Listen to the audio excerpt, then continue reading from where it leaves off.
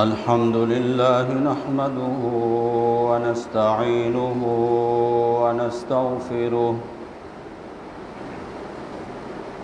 ونستغفره ونؤمن به ونتوكل عليه ونعوذ بالله من شرور أنفسنا ومن سيئات أعمالنا من يهده الله فلا مضل له ومن يضلله فلا هادي له شهادة أن لا إله إلا الله وحده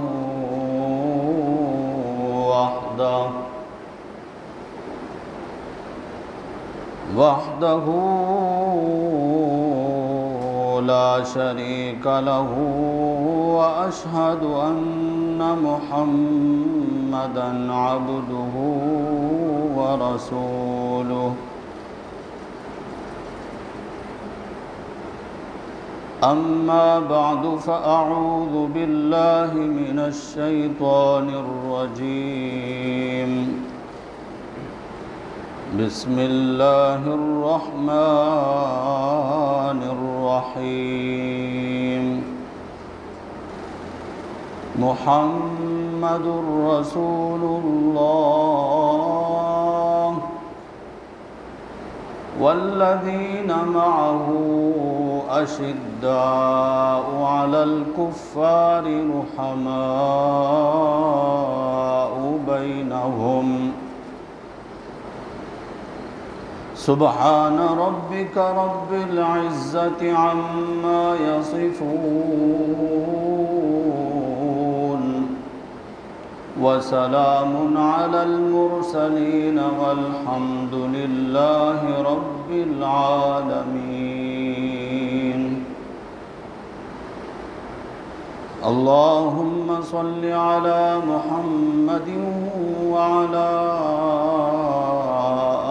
آل محمد كما صليت على إبراهيم وعلى آل إبراهيم إنك حميد مجيد اللهم بارك على محمد وعلى آل محمد كما باركت على إبراهيم وعلى آل إبراهيم إنك حميد مجيد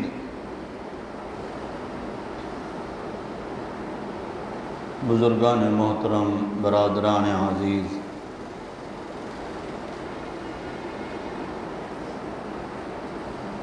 جس طرح اللہ رب العزت نے ہمارے نبی رحمت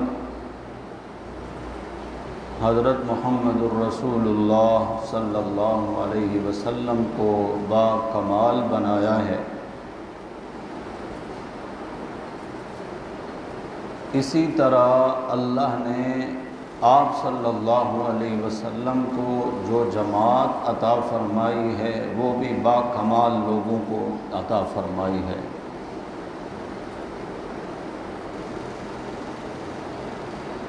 آپ کی جماعت میں شامل ہونے والے صحابہ کرام، ان کے کمال اور اوصاف اور خوبیاں بھی خود اللہ رب العزت نے قرآن مقدس میں بیان فرمائی ہیں۔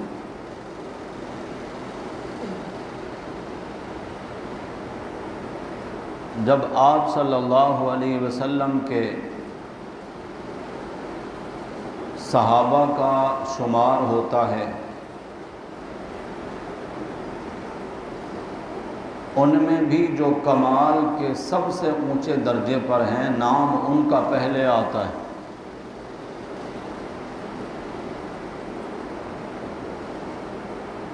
حضرت ابو بکر صدیق رضی اللہ تعالی عنہ کا نام آتا ہے تو فوراً سیدنا عمر فاروق رضی اللہ تعالی عنہ کا نام آتا ہے۔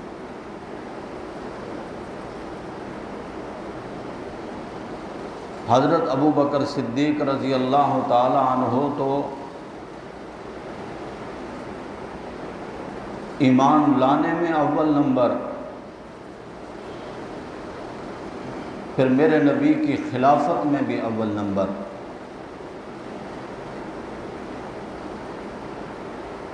سیدنا عمر فاروق رضی اللہ تعالی عنہ ایمان تو کچھ دیر بعد میں لائے، لیکن خلافت میں ابو بکر صدیق کے نائب وہی بنے۔ آپ رضی اللہ تعالیٰ عنہ کا ذکر خیر اور آپ کی شان، آپ کی عظمت، اس پر کچھ باتیں پہلے بھی بیان ہو چکی ہیں۔ یقیناً ان کی زندگیوں میں ہمارے لیے بہت بڑا سبق ہے۔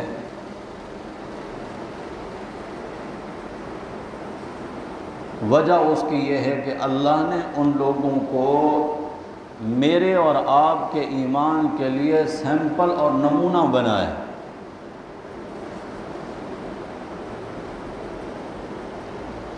پہلے پارے کے آخر میں اللہ رب العزت نے فرمایا ان آمنوا بمثل ما آمنتم به فقد اہتدوا۔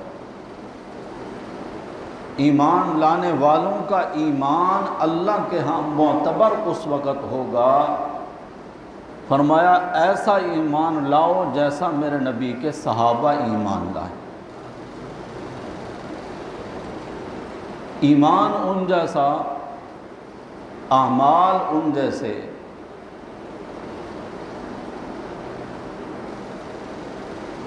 عمر فاروق رضی اللہ تعالی عنہ جنہیں یہاں تک نبوت کی زبان سے کہہ دیا گیا کہ میرے بعد اگر کوئی نبی ہوتا تو عمر نبی ہوتا، وہ کمال کے اونچے درجوں پر پہنچے کیسے؟ آپ سن چکے ہیں کہ یہ لوگ تو میرے نبی کے خون کے پیاسے تھے،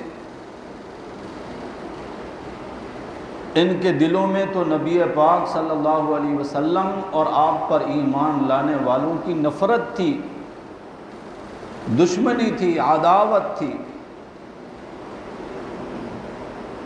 لیکن جب اللہ رب العزت نے ہدایت عطا فرما دی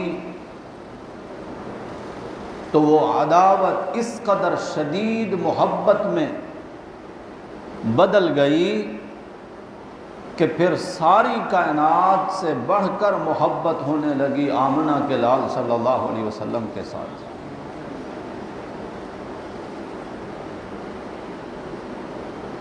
میدان بدر نے وہ نظارہ دیکھا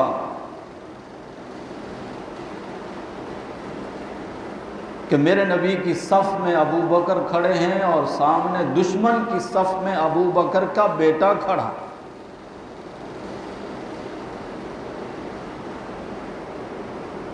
مسلمانوں کی صف میں عمر فاروق ہیں اور کافروں کی صف میں آپ کے سگے ماموں کھڑے۔ صحابہ کرام ہی وہ لوگ ہیں جنہوں نے پھر یہ نہیں دیکھا کہ سامنے والا کون ہے، ہماری رشتہ داری، ہماری محبتوں کا محور، ہمارا تعلق بس اسی کے ساتھ ہے جو میرے نبی کا ہے وہ ہمارا ہے، جو میرے نبی کا نہیں وہ ہمارا نہیں۔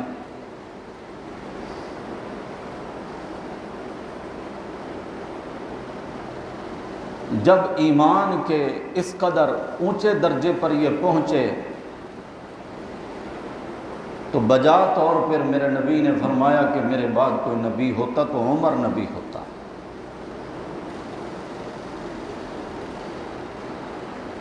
آپ کا دور خلافت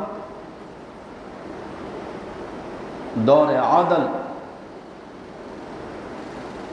اور اسلامی فتوحات کا عظیم زمانہ ہے۔ سیدنا عمر فاروق رضی اللہ تعالی عنہ، میں نے جس طرح عرض کیا کہ اتنے اونچے درجوں پر کیسے فائز ہوئے، جہاں ساری کائنات سے بڑھ کر انہوں نے نبی کی ذات سے محبت کی، وہاں اللہ کے الہ ہونے میں، اللہ کی معبودیت اور اپنی بندگی کا اظہار، اللہ کی ذات سے بھی پھر اس قدر ان کو شدید محبت ہوئی کہ عبادت اب اکیلے اللہ کی ہوگی، اللہ کے سوا کسی کی عبادت نہیں۔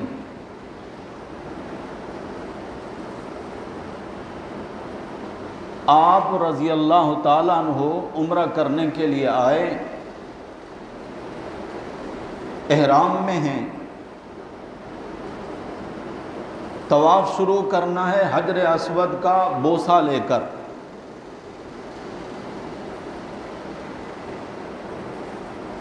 کیونکہ وہ دور ایسا دور تھا کہ آئے روز نئے لوگ اسلام میں داخل ہو رہے تھے، نئے نئے ایمان لانے والے لوگ بھی ساتھ ہی ہیں۔ حضرت عمر رضی اللہ تعالیٰ عنہ نے سوچا میں اس پتھر کو چوموں گا، اگر یہ لوگ پھر مجھ سے سوال کریں کہ ہم تو پتھر کے بت تراش کر ان کی پوجا کرتے تھے تو ہم مشرک تھے اور خود بتوں کو نہیں پتھروں کو چومنے میں لگے ہوئے ہیں، اعتراض آئے گا۔ اس لیے حجر اسود کو چومنے سے پہلے ہی کھڑے ہو گئے حضرت عمر، اور حجر اسود کو مخاطب کر کے سنایا لوگوں کو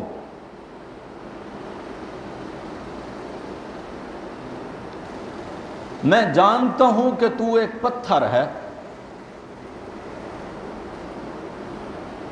عالم انک حجر، میں جانتا ہوں تو ایک پتھر ہے، لا تنفع ولا تضر، نہ تیرے ہاتھ میں کسی کا نفع ہے نہ نقصان۔ یوں نہیں ہے کہ میں تجھے چوموں گا تو تو مجھے فائدہ دے گا، میں نے تجھے نہ چوما تو تو میرا نقصان کر دے گا، تیرے اختیار میں کچھ نہیں۔ اور پچھلے جمعے بھی جو بات آئی تھی، انگوٹھیوں کے نگینے مختلف پتھروں کے پہننے والے جب ان کو نفع نقصان کا، فائدے کا محور سمجھتے ہیں، یہ عقائد کا بگاڑ ہے۔ یہ اسی کی مزید وضاحت آ گئی۔ حجر اسود کوئی معمولی پتھر ہے، وہ تو اس جہان کا ہے ہی نہیں نا، وہ تو آیا ہی جنت سے، اور نسب جس جگہ پر ہے وہ جگہ بھی ساری کائنات میں سب سے مبارک جگہ کعبہ شریف، اور نسب کیا ہے امام الانبیاء صلی اللہ علیہ وسلم نے۔ اس پتھر کی فضیلت میں کوئی شک ہو سکتا ہے جسے خود میرے نبی صلی اللہ علیہ وسلم نے چوما ہے؟ لیکن حضرت عمر نے بات واضح کر دی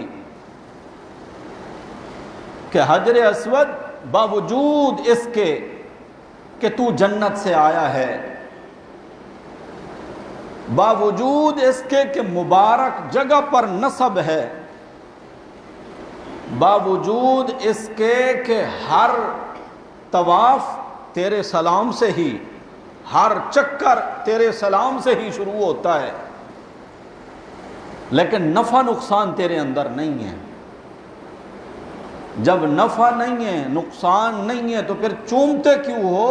حضرت عمر نے فرمایا جانتا ہوں تو ایک پتھر ہے، نہ تیرے اندر نفع پہنچانے کی تاثیر ہے، نہ ہی نقصان دینے کی قوت رکھتا ہے تو۔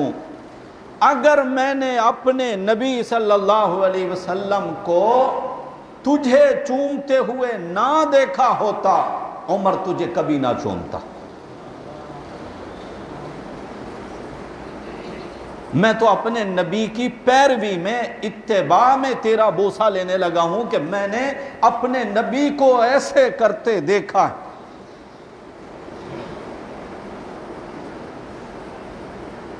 اور تمام لوگوں کے وسوسوں پر پانی پھیر دیا حضرت عمر نے کہ مت کہ تمہارے ذہن میں یہ خیال ہو کہ ہم اس کو نفع نقصان کا مالک سمجھ کر چومتے ہیں، نہیں نہیں، ہم تو اپنے نبی کی محبت میں اس کو چومتے ہیں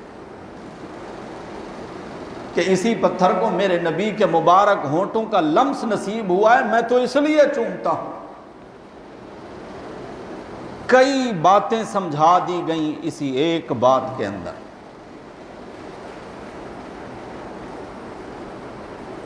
کہ کام وہ کرو جو میرے نبی نے کیا ہے، اور اسی حد میں کرو جس حد تک اللہ کے نبی صلی اللہ علیہ وسلم نے کیا ہے، کر کے دکھایا ہے، امت کو حکم دیا ہے۔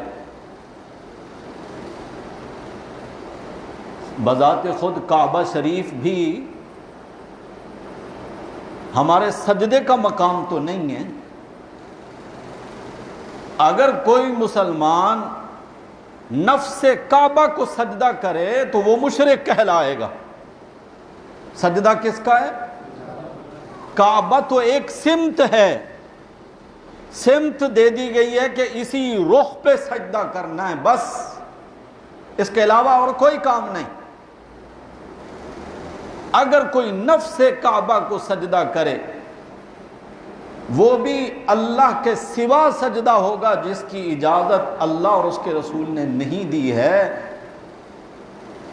مسلمان کا تصور تو یہاں تک ہے، اور آپ رضی اللہ تعالیٰ عنہ اس قدر محتاط تھے۔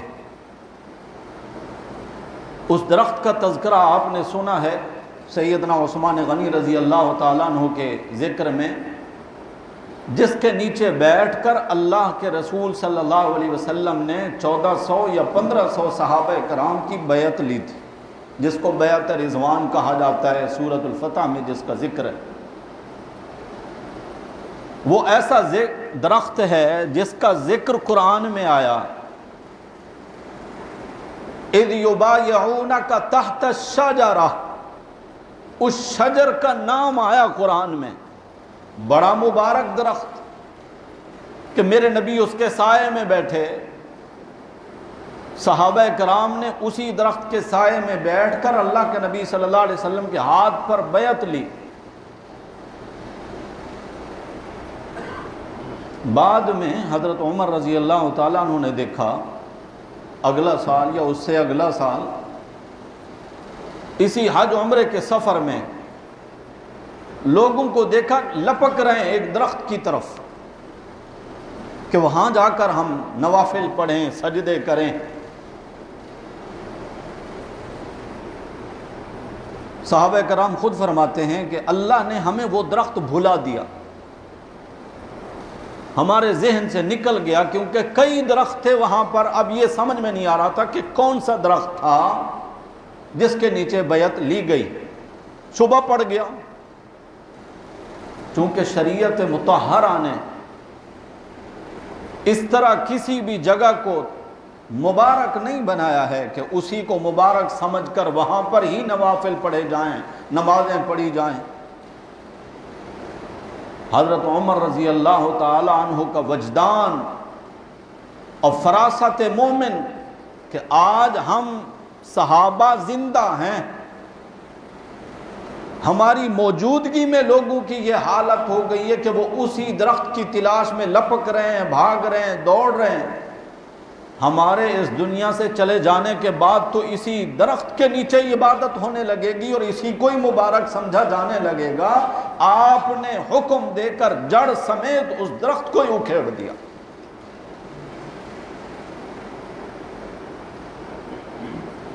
کہ کہیں مسلمان شرک میں مبتلا نہ ہو جائیں۔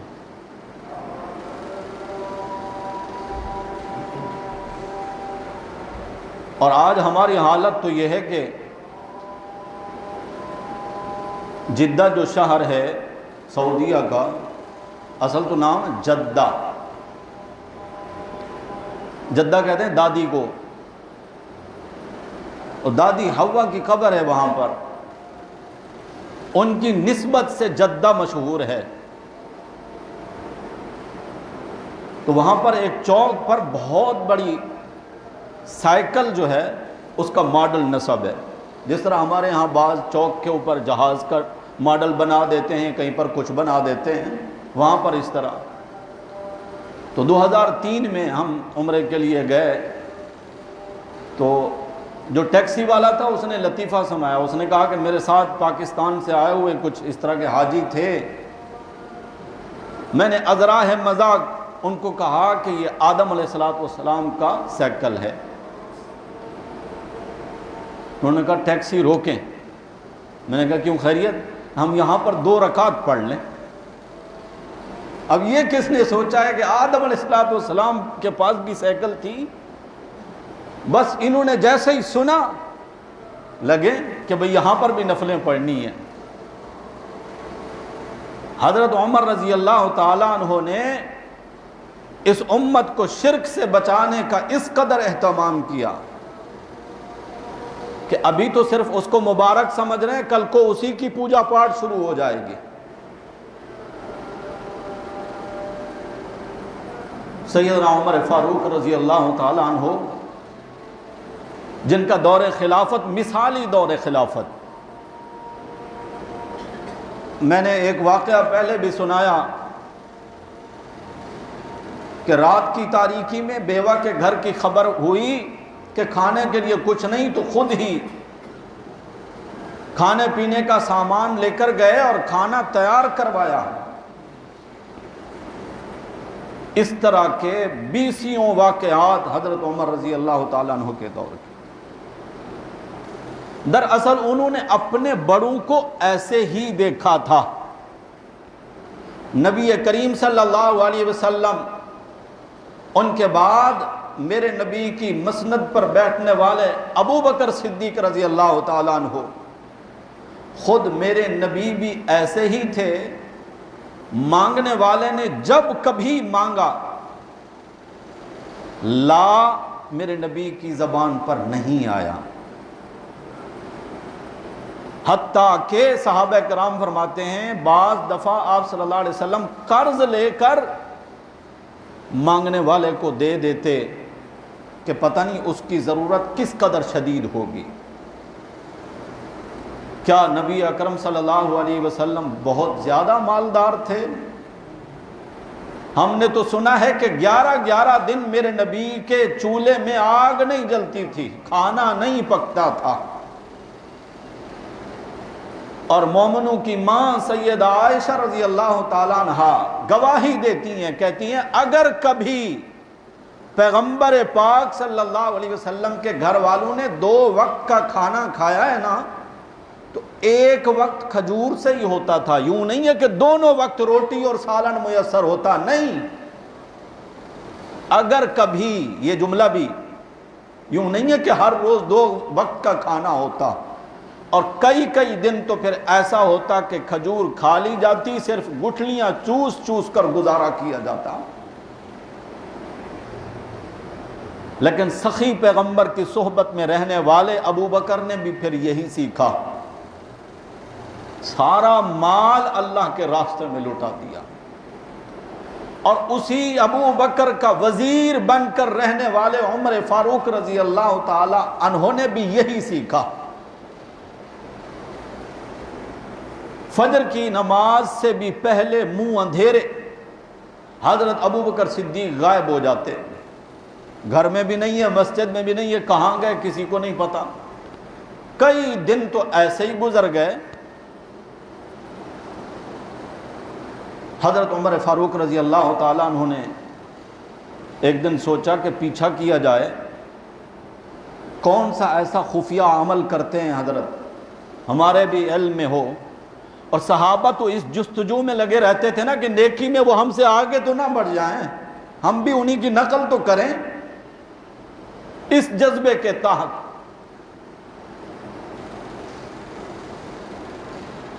حضرت عمر رضی اللہ تعالیٰ عنہ پیچھے پیچھے چلے تو شہر سے باہر بیابان ایک جگہ پر جھونپڑا لگا ہے. حضرت ابو بکر رضی اللہ تعالیٰ عنہ اس کے اندر داخل ہو گئے. حضرت عمر وہاں سے واپس آ گئے. پتہ چل گیا کہ یہاں گئے ہیں.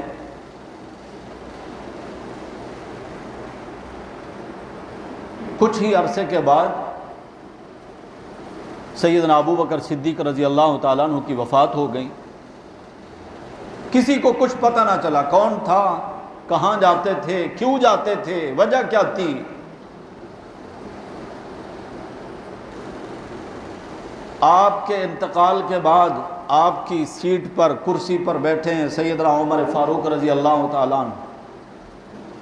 وہ بات یاد ہے کہ مجھ سے پہلے میرے نبی کی مسند پر بیٹھنے والا ابو بکر, کیا کیا ان کی ذمہ داریاں تھیں وہ ساری مجھ پر ہیں. اسی جھونپڑے میں پہنچے, دیکھا ایک بڑھیا ہے اپاہج, نابینا, نہ دیکھ سکتی ہے نہ چل سکتی ہے, اکیلی, جس کے پاس کوئی بھی نہیں. حضرت عمر رضی اللہ تعالیٰ عنہ سمجھ گئے ابو بکر اسی بڑھیا کی خبر گیری کے لیے آیا کرتے تھے. اور وقت کا انتخاب کیا تھا؟ رات کا اندھیرا, کہ میری اس نیکی کو بھی کوئی دیکھ نہ سکے. امیر المومنین کو اور خلیفۃ الرسول کو اگر لوگ ایسا کام کرتے دیکھیں گے آگے دوڑ کے آ جائیں گے, حضرت آپ تشریف رکھیں مسجد میں, ہم یہ کام کرتے ہیں. نہیں, ابو بکر یہ چاہتے تھے کہ یہ کام میں اپنے ہاتھ سے کروں.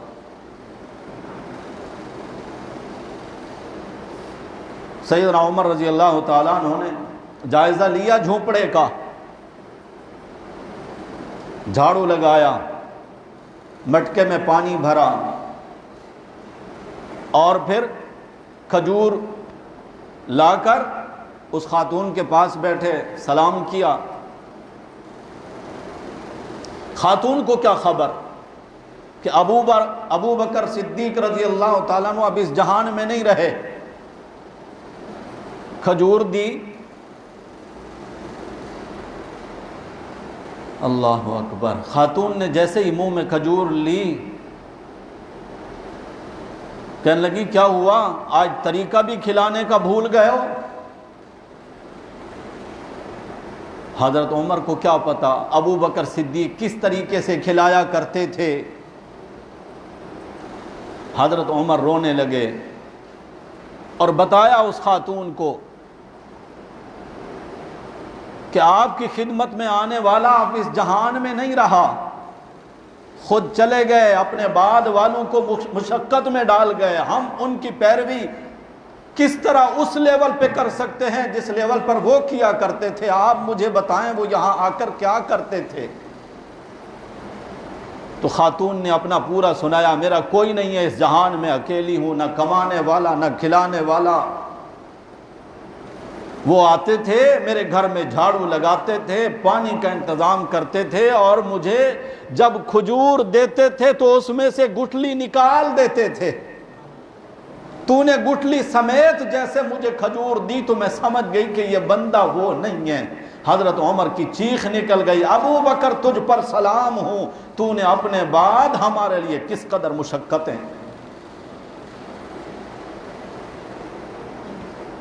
تصور کیا جا سکتا ہے, ان کی اس کیفیت تک ہم نہیں پہنچ سکتے.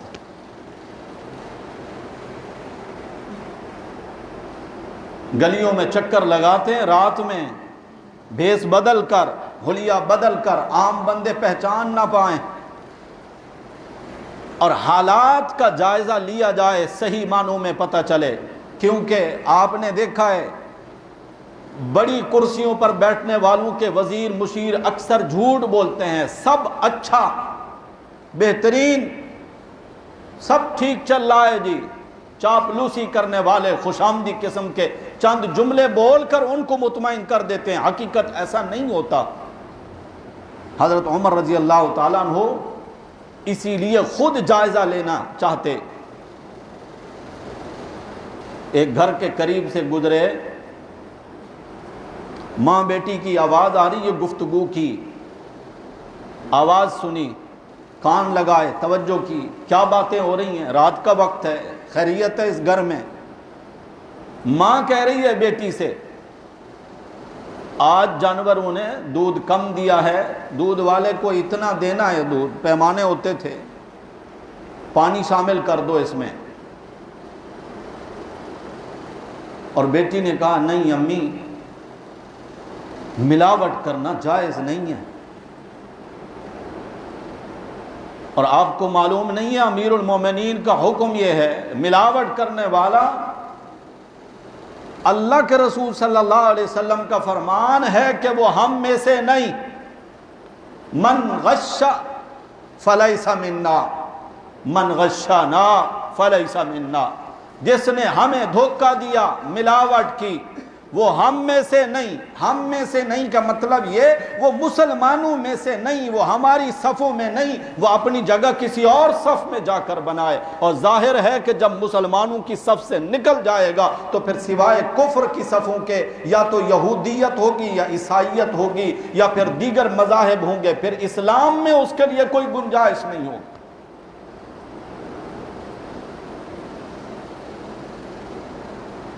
تو ماں نے آگے سے جواب دیا، امیر المومنین تو ابھی یہاں نہیں ہیں، امیر المومنین کو کیا خبر، ہم اپنے گھر میں بیٹھے ہیں، تو کہہ رہی ہے امیر المومنین نے منع کیا ہے، ملاوٹ نہیں کرنی۔ اور یہاں ایک وضاحت کرتا جاؤں، نبی پاک صلی اللہ علیہ وسلم کے یہ جو فرمان ہے، جس نے ملاوٹ کی، جس نے دھوکہ دیا، وہ ہم میں سے نہیں، کب فرمایا؟ بازار میں جا رہے ہیں میرے نبی، غلے کا ڈھیر دیکھا، گندم کی ڈھیری لگی ہے، خشک گندم پڑی ہے، جبکہ پچھلی رات کو بہت بارش ہو چکی ہے، یعنی اس کا بچانا ممکن نہیں تھا۔ آپ صلی اللہ علیہ وسلم نے دیکھا خشک گندم ہے، اندر ہاتھ ڈالا نا ڈھیری کے اندر تو اندر سے گیلے دانے نکل آئے، اندر سے گندم گیلی ہے اور اوپر سے۔ اس موقع پر میرے نبی نے فرمایا من غش فلیس منا۔ دکاندار سے پوچھا تو نے ایسا کیوں کیا؟ اس نے کہا نیچے والی گندم چونکہ بھیگ چکی تھی، فرمایا اسی کو اوپر کیوں نہیں رکھا تاکہ خریدار اچھے طریقے سے جانچ پرکھ کے بعد سودا کرے، پتہ ہو اس کو اصل حقیقت کا بھی۔ تو نے حقیقت کو چھپایا ہے، جس نے ایسا کیا وہ ہم میں سے نہیں۔ ماں نے کہا امیر المومنین تو یہاں نہیں ہے، دودھ میں پانی شامل کر دے، کون دیکھ رہا ہے؟ اس نے کہا امیر المومنین تو نہیں دیکھ رہا، امیر المومنین کا خدا تو دیکھ رہا ہے۔ حضرت عمر رضی اللہ تعالیٰ نے گھر کے اوپر نشان لگا دیا کہ صبح کو اس گھر کو ڈھونڈنے میں کوئی مشکل پیش نہ آئے۔ بس بچی کا وہ جواب سن لیا۔ صبح ہوئی، صحابہ کرام سے جائزہ لیا، اس گھر کے بارے میں بتایا گیا کہ وہاں ایک عورت رہتی اور ایک اس کی بیٹی ہے، کنواری بیٹی ہے۔ اپنے گھر تشریف لائے تو بیوی سے کہنے لگے بیٹے کے لیے رشتہ چاہیے، رشتہ ڈھونڈ کے آیا ہوں۔ اہلیہ نے کہا راتوں رات عشاء تک تو کوئی خبر نہیں تھی مجھے، فجر کے بعد آپ اطلاع دے رہے ہیں کہ رشتہ دیکھ کے آیا ہوں۔ کہنے لگے اس سے اچھا رشتہ نہیں ملے گا۔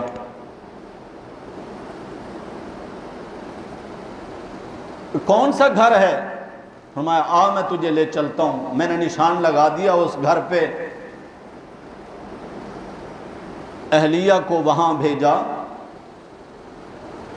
کہ بیٹے کے لیے ہمیں رشتہ دے دیں۔ حضرت عمر کی بہو کے لیے اپنی بیٹی کا انتخاب آئے، کون انکار کر سکتا تھا؟ رشتہ قبول ہے۔ اور پھر ہمارے طرح کے بکھیڑے تو نہیں ہوتے تھے نا کہ ابھی منگنی ہوگی اور پھر رسمیں ہوں گی اور پھر ایک عرصہ تک ایک سلسلہ چلے گا اور کھانے پینے کے چکر رہیں گے اور بعد میں جا کر بھی پتہ نہیں رشتہ ہو یا نہ ہو. وہاں تو اتنی دیر میں رشتہ ہو جاتا تھا جتنی دیر میں اذان اور نماز کا وقفہ ہوتا ہے. اتنی دیر میں نکاح بھی ہو گیا، رخصتی بھی ہو گئی، اتنی دیر ہوتی تھی. سیدنا عمر فاروق رضی اللہ تعالیٰ عنہ اس بچی کو بہو بنا کر اپنے گھر میں لے آئے. فرمایا بیٹا میں نے اس رشتے کا انتخاب ایک جملے کی بنا پر کیا.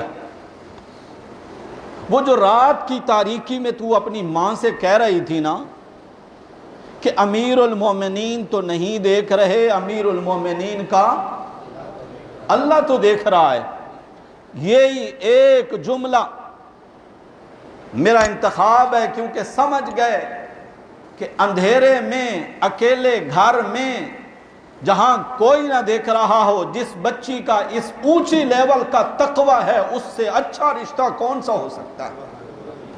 کیونکہ خود میرے نبی صلی اللہ علیہ وسلم کا فرمان یہی ہے، رشتہ کرتے وقت لوگوں کی اپنی اپنی چوائس ہے، انتخاب ہے. حسن و جمال، مال، حسب و نسب، چوتھا ایمان اور تقوی اور دین. نبی پاک صلی اللہ علیہ وسلم نے فرمایا حسن و جمال بھی عارضی، مال بھی عارضی، حسب و نسب میں بھی کسی کا اپنا اختیار نہیں، وہ تو اللہ کی مرضی، جس خاندان میں کسی کو پیدا کر دے. اپنا کمال ہے تو دینداری اور تقوی ہے. اپنی امت کے لوگوں کو میرے نبی صلی اللہ علیہ وسلم نے رشتے کی پسند کا جو گر سکھایا ہے، وہ فرمایا تم نے دینداری کو ترجیح دینی، مالداری کو بھی نہیں. کیونکہ تم نے اگر مال دیکھ کر دیا، آج کا کروڑ پتی کل کا بھکاری ہو سکتا ہے، اللہ کے اختیار میں ہے.